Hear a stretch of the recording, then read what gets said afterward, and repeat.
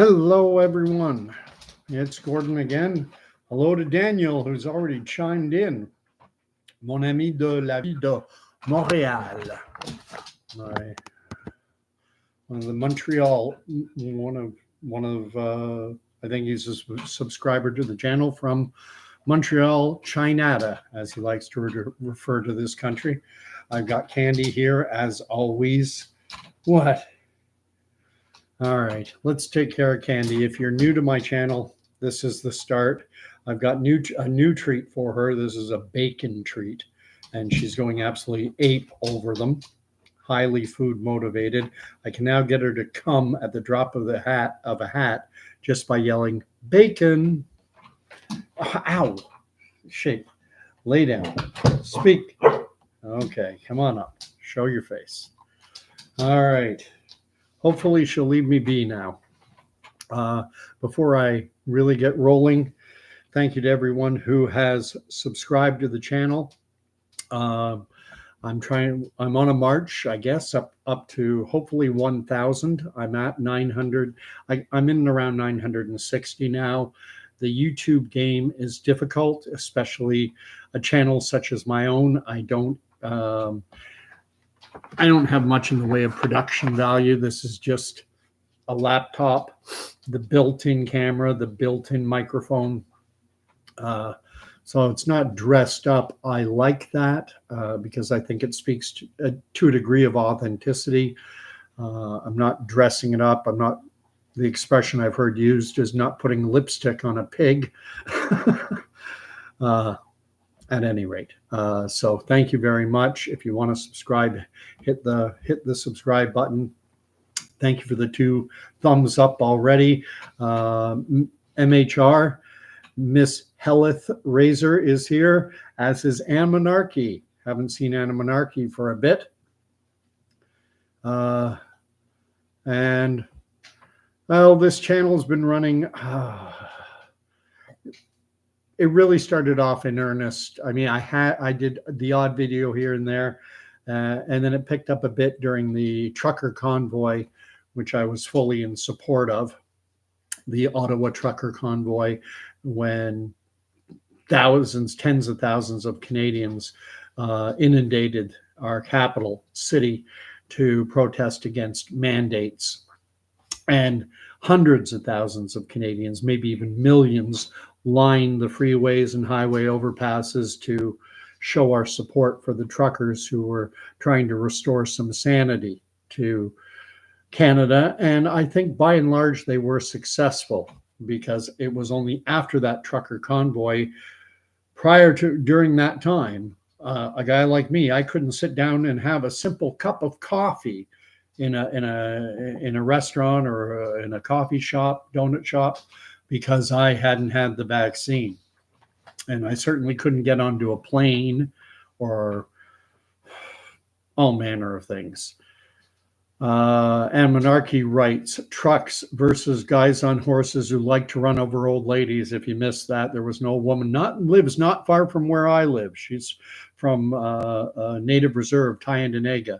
An elderly woman from the Tyendinaga First Nation was run over.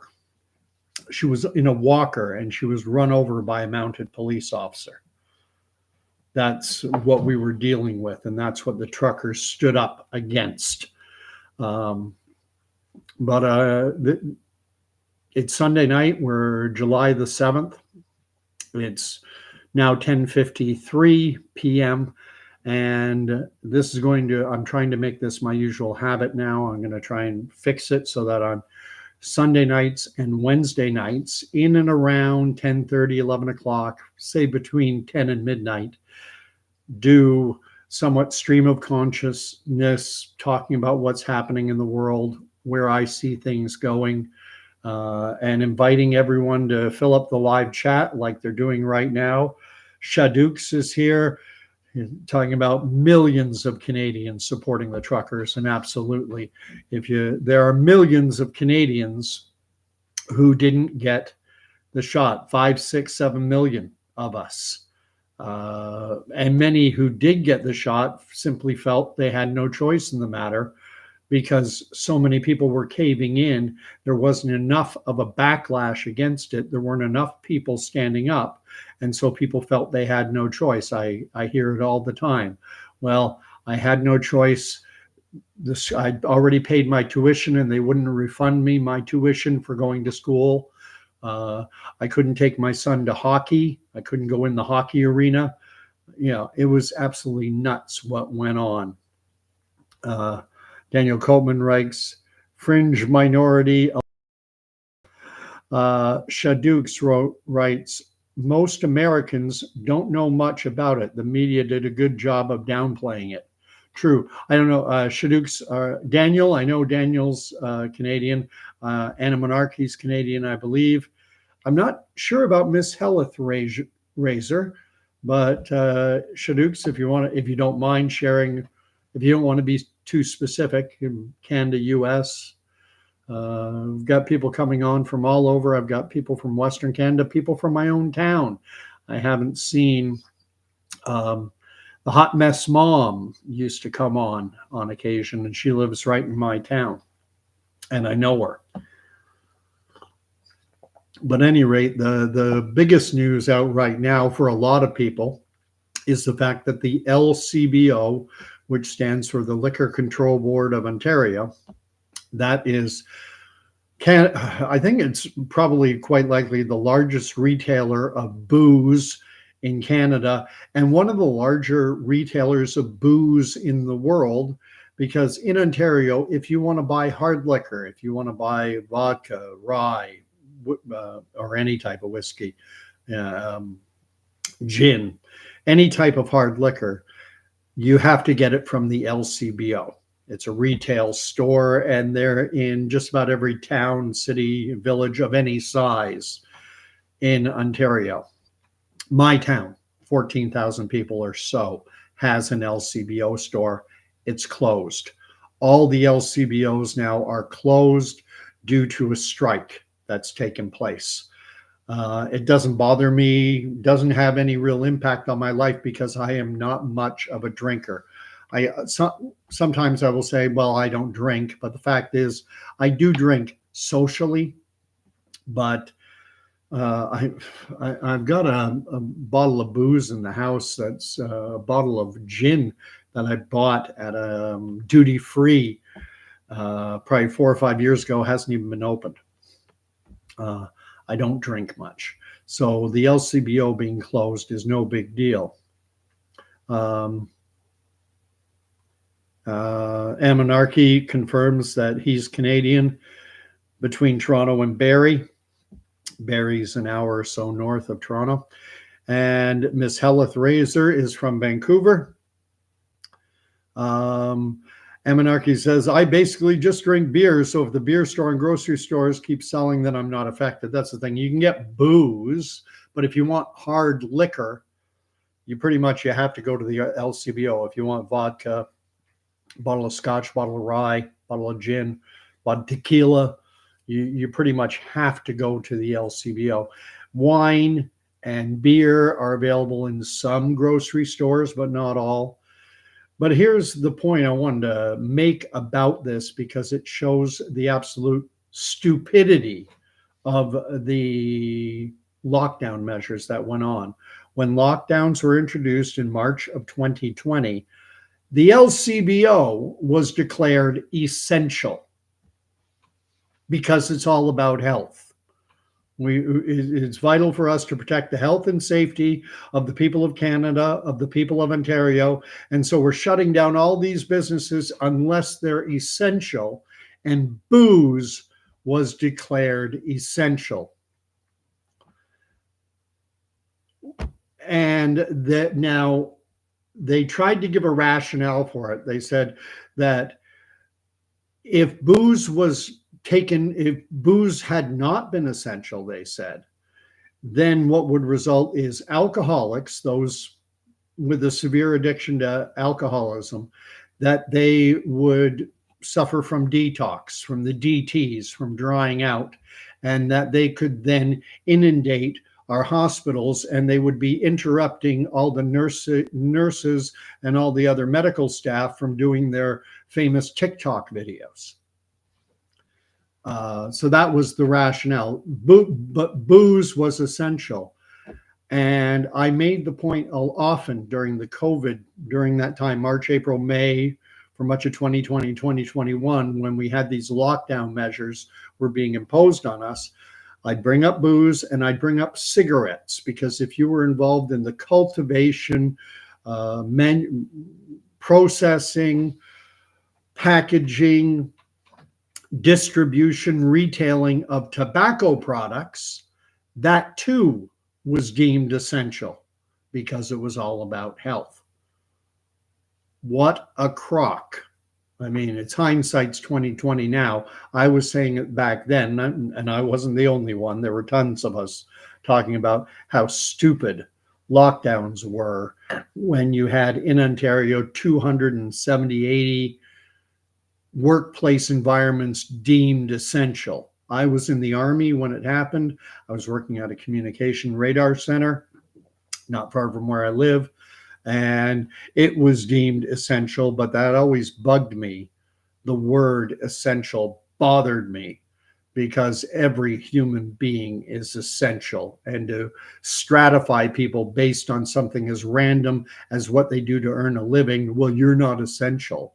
And I heard people brag and say, oh, I'm essential. No, you're not. You're no more essential than anybody else. And that really got under my skin. I'm going to read up. Daniel Coleman writes, bootleggers will make a mint, and they will. And I haven't read too much on it because it doesn't really impact me, because I don't go to the beer store at all. I used to buy a bottle of wine on occasion for when I slow cook a roast, but then I found out it tastes just as good without the wine in the gravy. It didn't do anything for my roast, so now I don't even put it in that. So I'm no longer buying that cheap, I think it was a Chilean wine, Gateau Noir, Black Cat, was a cheap Chilean wine, red wine that I used to buy. Anna Monarchy writes, people should bootleg a bunch from the States when they don't double the price with taxes, you know, the old duty free. And Daniel writes, oh yeah, for Quebecers, and I have friends in Quebec, and the insanity, they had curfews, couvre-feu, and you were not allowed out of the house from, Daniel is writing 8 p.m. to 5 a.m. If you were out of the house, it was, where are your papers? You're not allowed to be out of the house unless you are deemed, unless you have permission from the government. Show me your papers. That was what Canada had devolved into for long stretches, until God bless the truckers came along and more or less crashed the narrative. I'm going to keep reading. Shaduk said, we didn't have any actual lockdowns or curfews here, not enforced. And Shaduk earlier wrote, what Ronald Reagan used to say, the scariest words in the English language. Well, I'm from the government and I'm here to help. Scariest words in the English language. Shaduk's, okay. I was looking for where you were from. American, South Central CO, if I'm not mistaken, that's either Colorado or Connecticut, but I'm going to guess it's Colorado. Yes, Shaduk's writes about the fact that in Australia, they couldn't leave their homes unless it was for groceries or meds. Same idea in Quebec. You had to have a very good reason to be outside of your house. It was absolutely insane. I often think Canada, Canadians tend to view, everything's in comparison to the United States, and things were far worse here than they were in the United States. But I think Australia is even closer to the tip of the spear than we were. And then let's see, Anna Monarchy writes, yeah, here you'd maybe get a fine if the cops felt like it. and that could get dismissed in civil court. Just about everyone I know who was fined, everything got thrown out. There was a gentleman by the name of Kelly Hale who had a bar, pub, restaurant in Kingston, Ontario called Jack Tuesdays. And on September 21st or 22nd, September 21st or 22nd of 2021, that was the day that the vaccine passport was instituted in Ontario. And I wanted to go out and celebrate my anniversary with my wife. And we took the big guy with us. And Kelly was not, everything was normal there. You didn't have to show Vax Pass. You didn't have to distance. You didn't have to wear a mask. Kelly was fully aware of everything going on, and they came after him hard. They shut him down. He managed to stay open for 2 or 3 weeks. It's about an hour drive for me. I went there on several occasions, 3 or 4. And then they came down on him hard. First, they took away his liquor license. And he was like, fine, go ahead, take it. I'll sell pop. And so many people were coming. He was doing okay. He was surviving just on, typically a pub, tavern, sports bar type place. You take away their liquor license and they're in big trouble. But he was getting so much business coming in because so many Canadians, so many people in Ontario. Kingston's a big town, 150,000 in the greater area. It's probably 500,000 people if you go to like an hour radius.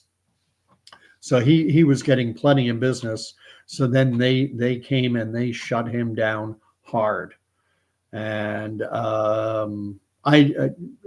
I've spoken to him since, and I still think he's looking for redress. I still think it's winding its way through the court system. But all the fines that they imposed on him, dismissed.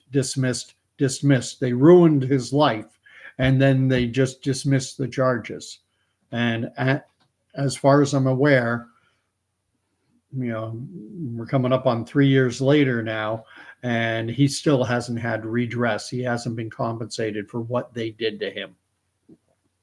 And Monarchy writes, Randy Kinder writes, and yet the Canadian border was wide open. Not just the Canadian border, but international borders. I was looking at the incoming flights on Toronto Pearson International Airport's website, and we were getting flights from China, from Europe, from all over the world. Thousands of people were coming into Toronto every day during the height of lockdown, which was another clear indicator to me what a pile of crap the entire thing was. Going to catch up. I got whale oil beef has jumped on. I only wore a mask on occasion to stay married, threatened with divorce if I didn't. I work with a gentleman whose wife is all in on everything, and he just says, we don't talk about it. Similar situation to yourself. And if your name's Steve, you might be the guy I work with. Amonarchy wrote I stopped wearing masks when I learned I could claim medical exemption status. What I did, and I've shown it here, but I haven't shown it for a while. I actually have it still here. This is what I used to wear. This stupid thing. It's basically a thin piece of plastic. There you go. You want something in front of my face? There, I got something in front of my face. And I considered it passive aggressive compliance. You want me to wear something stupid and useless on my face?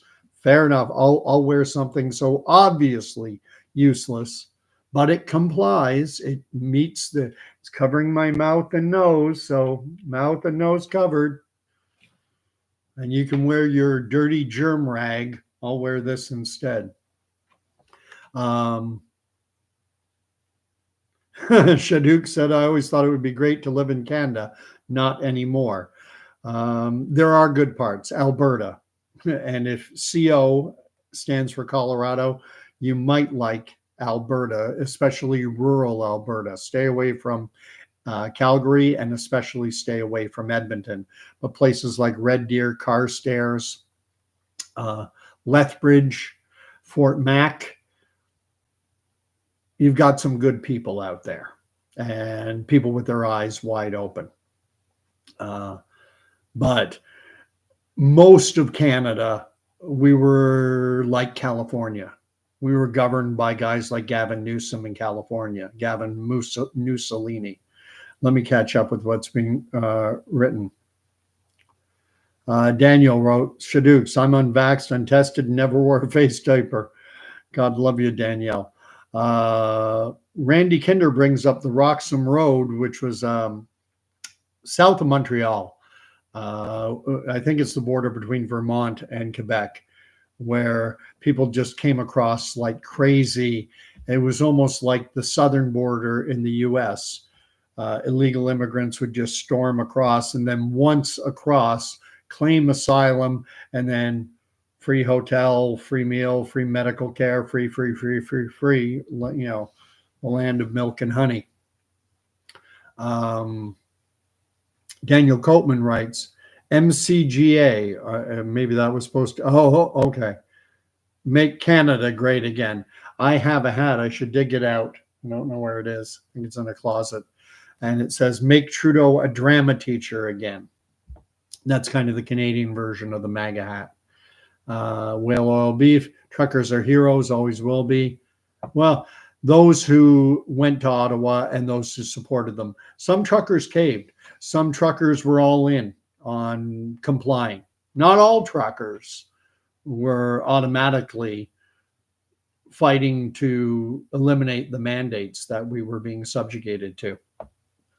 But as an industry group, it was truckers who, God love them, they showed backbone. They showed cojones. And Monarchy has been to the Badlands of Alberta. I've been to the Badlands in South Dakota.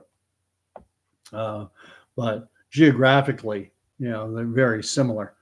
And yeah, the Badlands are cool. I kept expecting to see some outlaws coming riding through the, you know, riding horseback.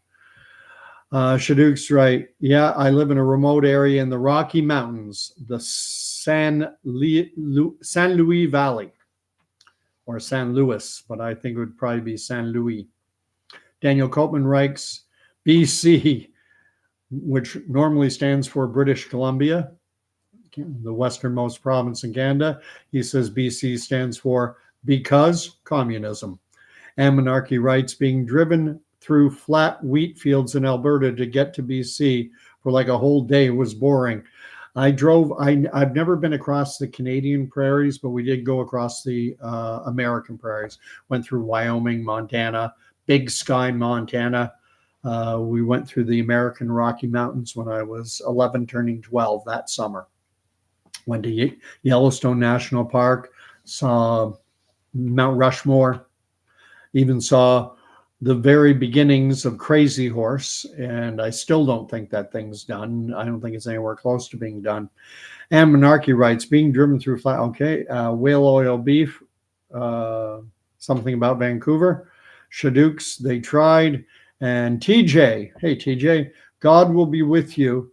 And to your neighbors in Canada, lucky to unvaxxed and dodge the Wuhan wiggle. Well put, TJ. There were other things that I wanted to bring up, and it's referenced in the subject line beyond just this LCBO nonsense that got me off on an anti-COVID rant about all the stupidity we went through. And that's more current affairs.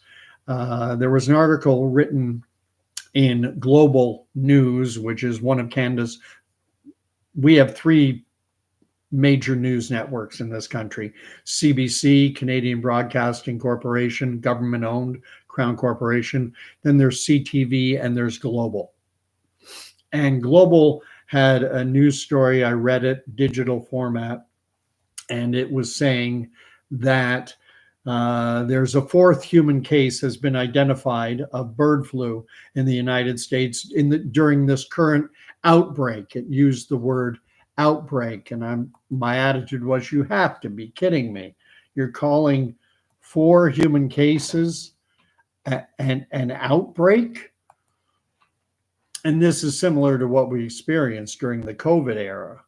During the COVID era, if there was one case, one or two cases in a hospital, and they would say there has been an outbreak. It's like, and when you use, it's a pejorative term. When you use the term outbreak, it conjures up images of lots of something breaking out and infecting lots of people, not just one or two. Um, I'm just looking for okay. This is the headline from Global News 2 days ago. Bird flu outbreak expands in U.S. after fourth farm worker tests positive. And again, that was Global News. So look at the way they frame it. Bird flu outbreak expands in U.S. after fourth farm worker tests positive. That's absolutely nuts to call 4 human cases of bird flu an outbreak. I do get it though. The outbreak is of bird flu in dairy cattle or in poultry. And so they're playing fast and loose with language. To my mind, it's fear porn, it's panic porn, nothing more. How can we frame this to scare people? Well, call it an outbreak, but it's only 4 people. Well, we can still call it an outbreak. Amonarchy writes, are the LCBO staff just unionized, I guess, and unhappy with their pay? Well, if you want to go back to the LCBO story, the LCBO has mostly part-time workers, some full-time workers. The full-time workers earn a decent living. They earn $30, $35 an hour. They're not getting rich, especially in a country like Canada with our high taxes and high cost of living, but they earn a decent living. They can afford a vacation. They can afford a new car, those kinds of things. And what's happening is they're pushing much more and more of the LCBO's products elsewhere. And the LCBO is the workers are afraid that eventually the LCBO will be closed down and sold off to private industry, and jobs that were paying $25, $30, $35 an hour will be replaced by minimum wage jobs. So I have a degree of empathy for the workers. And there was a time for, about a year and a half, I worked through a temporary agency in the shipping receiving department, filling out way bills at the LCBO warehouse in Whitby, which was one of their main distribution centers. And Canada Cartage bringing in booze from all over the place.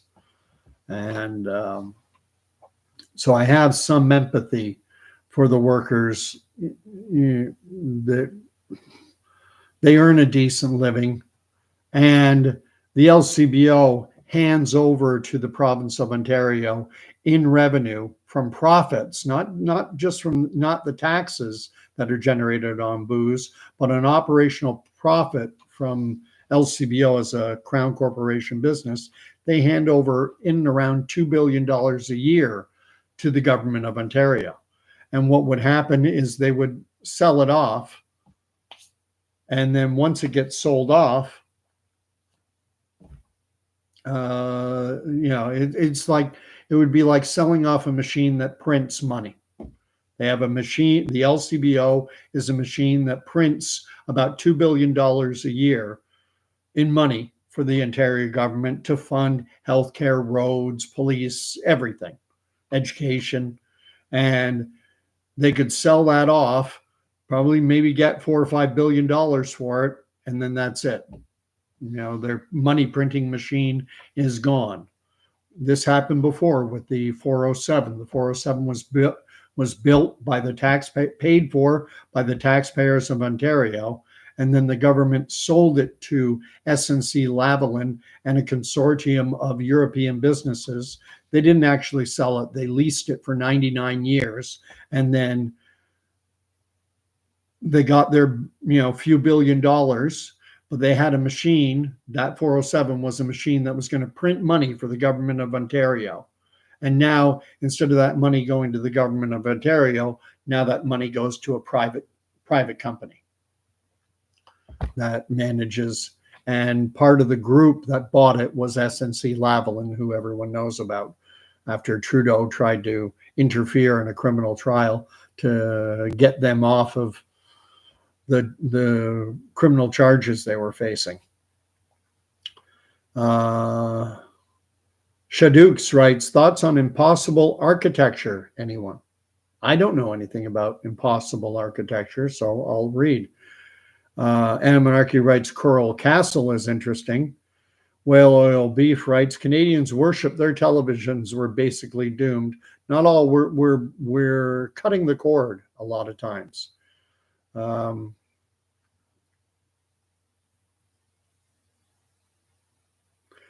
Monarchy writes, an LCBO staff member was crying about having a hard time providing for her family, which consists of a husband, at least one kid, because her husband got laid off for not taking the jab. That happened to a lot of people. I mean, I had to leave the army. If I wanted to stay in the army, I would have had to roll up my sleeve, and that was a no-go. But I want to get back on to bird flu quickly, because this is something, call this a warning, and it's something I'm a little loath, I'm a little reticent about sharing, because I realize that people will listen to this maybe and go, crackpot, tinfoil hat, he's nuts. But at the same time, if someone had predicted in March, April, May of that they would rush out a vaccine and force people to take it, they would have said, well, you're nuts, you're crazy. And if people had been predicting so much of the stuff that came to pass, they would have been thought of crazy. So part of the reason I'm reticent to share this, what's been on my mind, but at the same time, I genuinely think it could happen. And I don't want to be saying, well, I was thinking that would happen back then, but I didn't want to say anything. So I'm going to say it.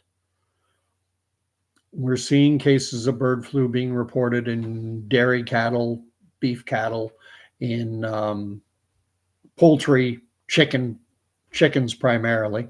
And we're also hearing reports of culling, of millions of poultry being killed or culled or euthanized. Iowa was one that happened within the last month or two. Millions of chickens euthanized to arrest the spread of bird flu. And the first question I have is, what impact will that have going forward on the food supply chain? And before I keep going with this thought, I'm going to catch up. Amonarchy wrote, the TV is today's shaman, taking over the fire to the subconscious. Agreed. Shaduk's right. I was saying that from the day it started. Now people listen to me. I started to see the potential for a rushed vaccine and mandates. I didn't come up with it on my own. I started to read comments on it in May, June, and I started to share them myself in June because it seemed logical to me. But by that time, by the time June rolled around, they were already signaling that it was looking very promising that a vaccine was coming out. And if you went back to March, April, they were saying 2 years, minimum 2 years to develop a vaccine. But within a month or so, they started to signal very quickly that, oh, it looks like we were wrong. Looks like we can do it a lot faster. Things are really working well. They sadly, they did a good job of managing expectations. And I would say, 50, 60% of the population bought into the garbage. I'm just going to catch up. Daniel says there, Daniel Coleman, they are also having been keepers burning. Oh, the beekeepers burning down their hives. I didn't know. I haven't heard about that. I've often heard of bees described as being the canary in the coal mine, that if bee populations go down, it's a sign of pending environmental disaster or something. And Monarchy writes, getting onto the culling. The culling has been happening when there haven't been any birds testing positive. I've been worried about this for a while. The purposeful reduction of the food supply to control us easier. And Shaduk's just before that wrote, our news was showing people stop over dead in the street in Wuhan. That's all I needed to see. Oh yeah, the panic porn that they showed on, and when it's coming from a place like China, you have to immediately look at it sideways. Whale Oil Beef writes, I wonder if the government will be willing to disclose the bioscience to support the H5N1 bird flu virus health issue. I wouldn't count on it. Daniel writes, no bees, no food. Yeah, so getting on to the food supply. One thing about the entire COVID era, I'm by no stretch of the imagination am I an expert on the supply chain. And I think broadly speaking, it's called logistics. And I think most of us experienced during those lockdown periods, there were shortages in the grocery stores. Nothing severe, noticeable, but not horrendous. Oh, they're out of this. Oh, they're out of that. I remember pop wasn't available for a time because apparently they were having trouble getting aluminum, and salt became an issue for a time.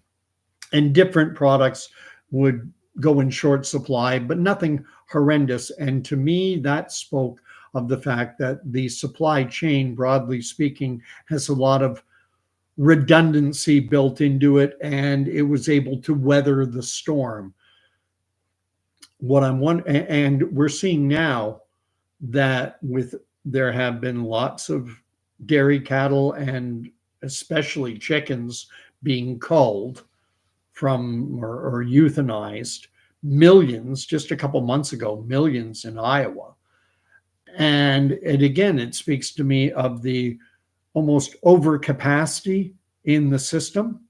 But at some point, I'm wondering if that overcapacity that seems to exist, and this is why we get sales. This is why we get sales. Chicken, all of a sudden they're blowing out chicken legs or chicken wings or chicken breasts. All of a sudden they go on cheap and you can buy a decent sized package that'll feed 4 people for $5 or $6. It happens periodically, and that's because there's enormous capacity in the system, and they've got to clear it out.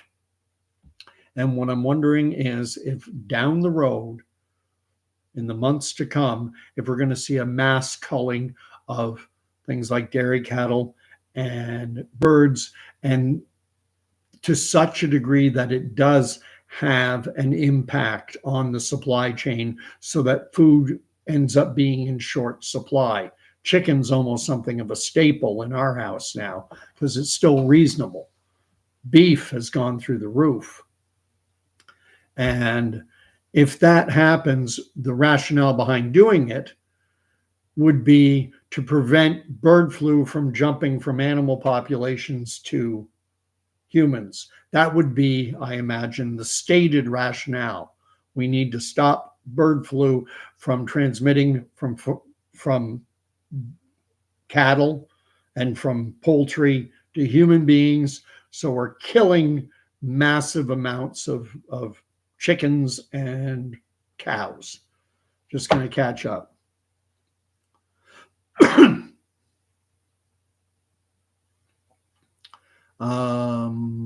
Daniel writes, we were locked down and China was partying. Yeah, part of it. And Anna Monarchy writes, yeah, people walking around fine and suddenly they get a whiff of a virus and drop dead immediately. That was such a transparent joke.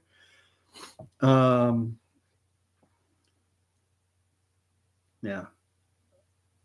Oh, yes, that maybe. And Iowa is now something about water rights, and I don't remember exactly how it works, but what's happening is the state of Iowa is talking about restricting water to a huge amount of the farming community, and Iowa is such a huge agricultural state. And is it Iowa or Idaho? I always get those two confused. Idaho is shaped like an upside down funnel. I know the two differently, but sometimes because they're similar sounding, they both start and end with a vowel. So what I'm speculating on what could happen, I want to get this out there. Massive culling of dairy, beef, cattle, and of poultry, having that in turn having an impact on the supply chain, getting us into a Hunger Games type situation. That would be just one thing. Then I would say what I see happening is it not working. Well, we tried to stop bird flu from infecting humans, so we killed tens of millions of cows and chickens, but unfortunately it didn't work and people got infected, and there's a new strain of bird flu which is highly infectious and highly transmissible. But thankfully, we gave Moderna $176 million to develop an mRNA bird flu shot. And we asked them to accelerate because we anticipated this happening.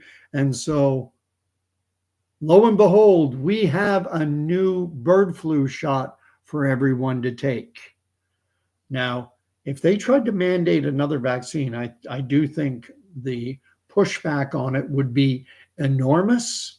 I don't think it would be like it was last time with only in Canada, only at most, 4, maybe 5 million of us at most said no. I think it would be, triple, quadruple that number. I think we'd be up to 20, over half the population would be saying, get that thing away from me. However, what I can see happening, remember what happened last year in Lanai, Hawaii, when there was that wildfire that killed, I don't know how many people, only one road out of the town, and people fleeing the wildfire were turned around. They put up roadblocks. The only escape from death, and they put up roadblocks. And the only people who ended up surviving were those who went off-road and went around the roadblocks. Everyone who did what they were told and returned, they were fried, microwaved in their cars. I'm sure you remember this. And one of the conspiracy theories floating around was that it was a DEW, short for directed energy weapon. So I want you to envision a scenario where, one, food supply is in limited supply because of massive culling of things like dairy, beef, and poultry. So there's food shortages. We have outbreaks of bird flu happening, we're being told, and I can see them ramping up the fear porn and making what happened in March, April of 2020 with the pictures from Wuhan and the pictures, stock footage or whatever of morgues in Italy. Imagine that ramped up even higher. And then a new shot coming out, and then having was that Lanai, Hawaii wildfire was that a beta test? Imagine that happening in other locations. And then the climate change rhetoric starts going through the roof. And then finally, imagine a situation where a 9/11, 7/7, Boston Marathon, or October 7th just passed in Israel, where terrorist attacks start taking place in major urban centers in North America, maybe even in Europe. Could have a situation with where we're being presented with a health emergency, a food supply emergency, an environmental emergency, terrorist emergency. Could things get so bad? And this is an open question. Could things get so bad that these problems are just too overwhelming for individual nation states to cope with? We need to cede our authority to a world governing body like the World Health Organization, like a UN agency, to oversee everything, to get us through this crisis. Will restore democracy and the status of individual nation states once, once the emergency is over. This is something I see potential for. In terms of trying to predict a timeline, that's very hard. Could be a year, could be 2 years.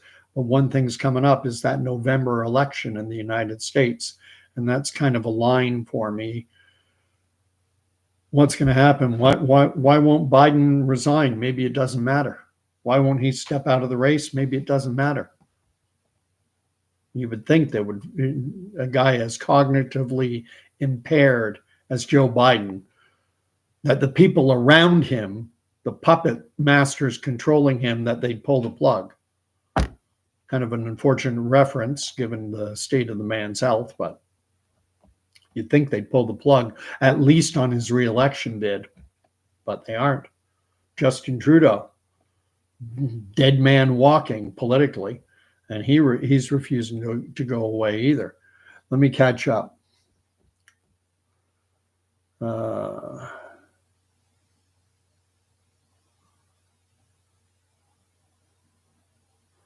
Anarchy writes, apparently in California there are laws that fine people for collecting rainwater, and it's not just in California. I've heard it in other jurisdictions as well, because it's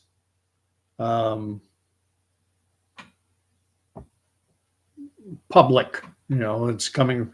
You're not allowed to collect. I think there are even jurisdictions in Canada that have restrictions on collecting rainwater. Randy Kinder said the water thing, that it was Idaho. Sorry, I'll take your word. Idaho, Iowa. Idaho, I know where Idaho is. Idaho is right next to Washington State, the thin strip. It's like an upside down funnel. It's thin at the north and then it goes wide at the base, wide on the southern part. I've driven through the northern part. I didn't drive it. My dad did. I was a kid. Amonarchy. Toronto has been talking about people paying a water tax for what lands on their yards and goes in the sewers. Oh, it's unreal. Should you tax us more? That'll fix it. Yeah. Pay more in taxes and the weather will be gooder, to quote Ralph Wiggum. Randy Kinder, 500,000 acres. I think that's the land in Idaho that they're talking about restricting water rights, and so farmers won't be able to irrigate their crops. Nothing will grow. It's scary. I read about that a few weeks ago. Or Daniel Coltman getting on to what I was talking about in Lanai. I think that's the name of the town, city, village, whatever it was, in Hawaii. Wildfire due direct energy weapons. Randy said yes, it was. I don't know what that's in reference. This is what happens when I get behind. And Monarchy thinks it seemed like DEWs, directed energy weapons, when all those Canadian wildfires started simultaneously. I'm not going to comment on that one way or the other.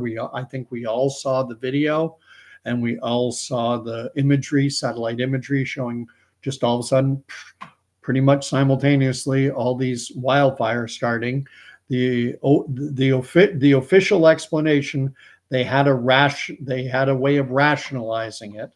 They had a way of explaining it away. Whether or not you choose to believe that is each individual's business. It's not like the authorities would ever lie to us, is it? Daniel Coleman writes about how cars in Maui were melted grass and trees not burnt. There are so many anomalies, so many things that were strange that they'll have someone like a Neil deGrasse Tyson go on to CNN, and he'll explain why the unexplainable happened.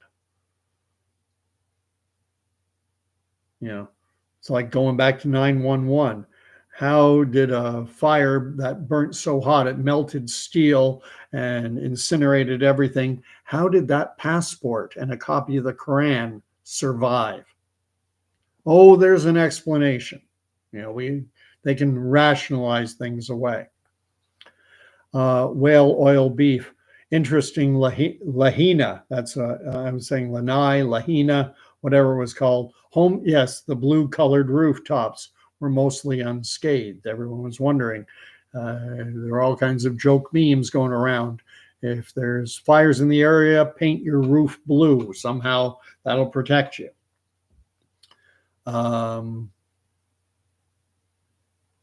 Randy Kinder writes, we still have not found the school kids. Were those school kids in Hawaii during that fire event? I seem to recall something about that. The difficulty is you get hit with so much in today's world. Not everything, takes root. Not everything, a lot of things happen and they kind of just pass by. Randy Kinder talks about the WHO and the WEF and the UN. Who could things get so bad, say before the November elections in the United States? Could things get so bad? And I'm just laying out a possibility.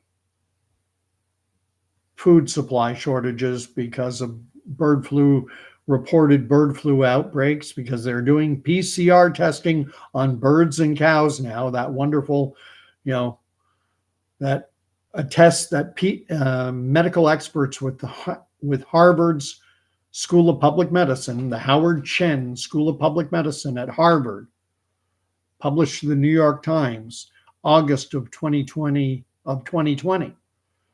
said that the false positive rate could be as high as 90% because of ramping up the amplification cycle too high. That's the test that they're using now on cattle and on poultry to determine that, we got to kill off 1 million chickens. We got to euthanize 50,000 head of cattle. They're using PCR testing on that. That's how they're determining it. And could things get so bad that they have to wipe out so many chickens?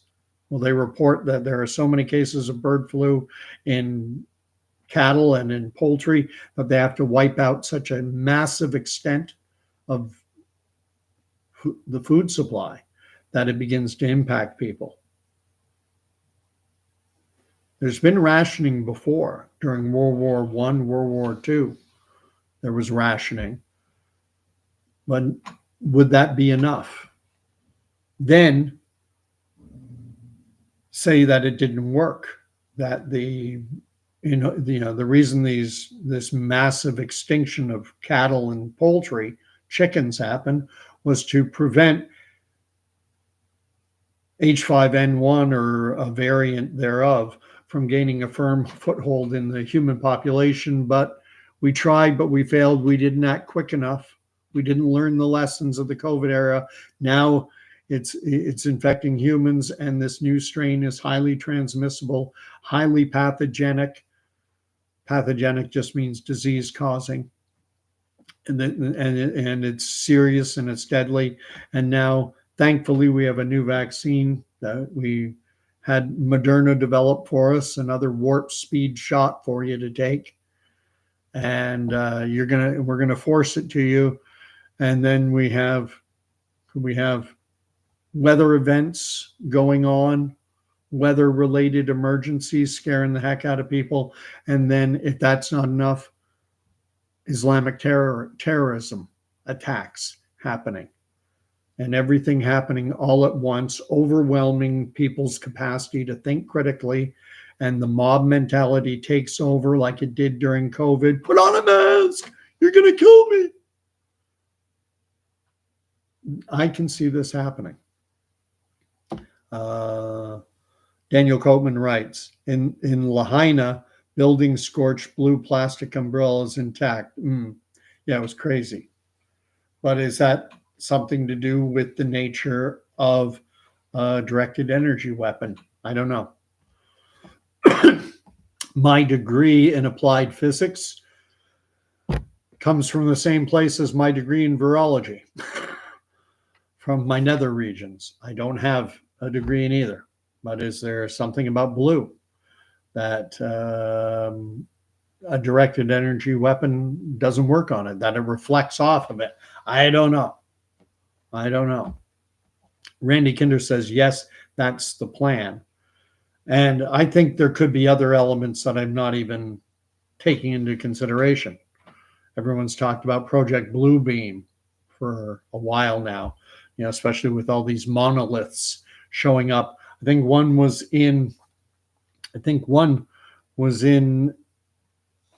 your area, Shadooks. I think one was just recently in Colorado. Could we have aliens on top of everything else and maybe some other things? I think it's very possible that so much is going to be coming at us that we won't be able to process it, and people will willingly hand over their rights, their freedoms, for the illusion of safety. And it's that famous quote, I believe it's attributed to Benjamin Franklin: those who trade their liberty for security will have neither. We're not there yet, though. We're not there yet. It's just a question that the number one guiding principle that was on the Georgia Guidestones, which were blown up a year or so ago, I think it was August of 2023 or 2022, when they blew up the Georgia Guidestones, the number one guiding principle for humanity was to maintain the world's human population at 500 million or less in perpetual balance with nature. And it's this paganistic, demonic, nature-worshiping cult, Gaiaism, that is the driving force behind so much of what we've been going through, in my not always so humble opinion. Anna Markey writes, so blue jumpsuit. Yeah, we should all put on blue jumpsuits to go with our tinfoil hats. I think the biggest, I live out in the boonies in southeastern Ontario. Probably an hour and a half, probably about 100 miles to use American terms, probably 150 kilometers or so from Toronto. And I think the further away you are from a major urban center, the better. Because although look at what happened in Hawaii, whether it was Lahaina or Lanai or whatever the name of that little town was, maybe not. Who knows? If directed energy weapons are a thing, then any population of any size, no one's safe.